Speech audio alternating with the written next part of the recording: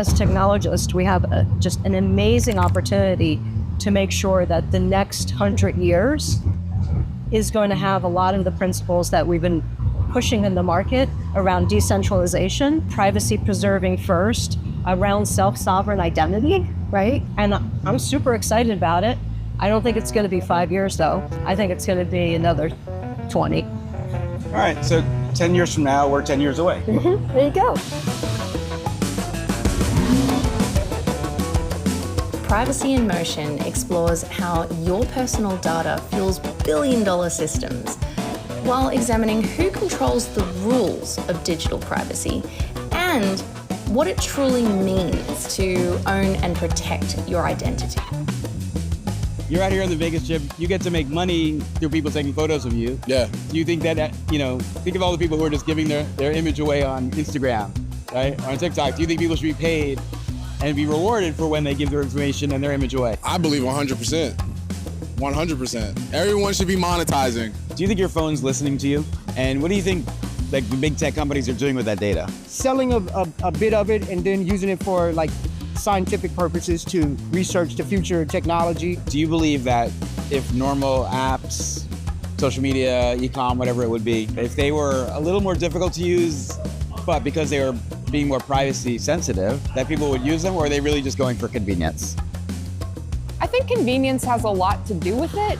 And I think as the technology progresses, the user friendliness will increase as well and the adoptability will go up. Pretty much any piece of technology, maybe even a lot of the things that's driving this car, has open source software in it, right? And the Linux Foundation for the last close to 30 years has been the home for the most important open source projects. LF Decentralized Trust is the home for blockchain, decentralized technologies like decentralized identity, cryptography projects, interoperability. And what we do is we build communities of developers that come together and convene together to build these technologies to power pretty much everything that we're going to be touching upon today.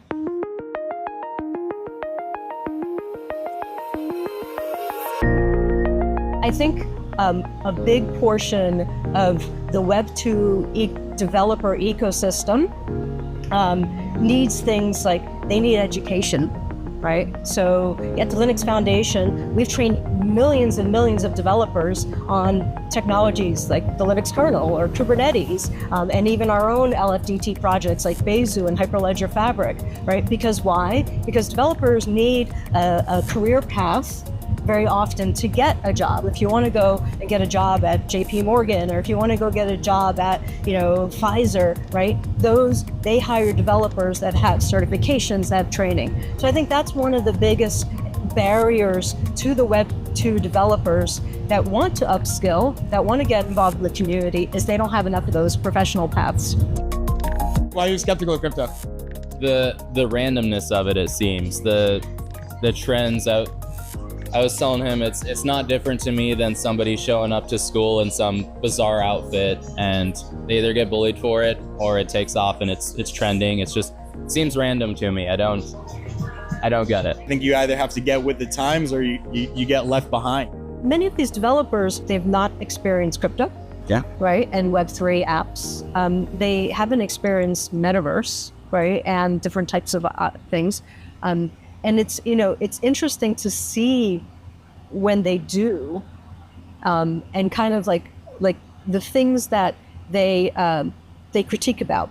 I still go to a lot of open source conferences that the Linux Foundation does, and blockchain is still a dirty word. Well, why do you think that is? Because they see blockchain as crypto, right? Instead of a core technology. Yeah, exactly. And Yeah. so I actually had a slide that I've used for the last 10 years that says, blockchain does not equal Bitcoin. Then I updated it to blockchain does not equal crypto. But these things just take a while. So when people think of privacy and they think, what are, core things that you should think of with privacy, transparency and openness is probably like two words that they're like, well, that's anti-privacy. If you're doing things transparently and open, then it's not private. Everybody can see it, right? But if you start looking at building things from that level transparently, everyone can see the code. Everyone can see my project roadmap, what I'm trying to build, what I'm trying to build out. Everyone can see how to get involved, how to make comments, how to submit pull requests. Then the privacy is a feature, right, that you build into the application or the project that you're building, but everyone can see how you got to that privacy. So, for us, I think it's really important that when developers come to our community, and we have 17 different open source projects now, over 50 active labs. There's a lot of great work in the privacy space happening, but everyone can show up and actually see how are these decisions being made?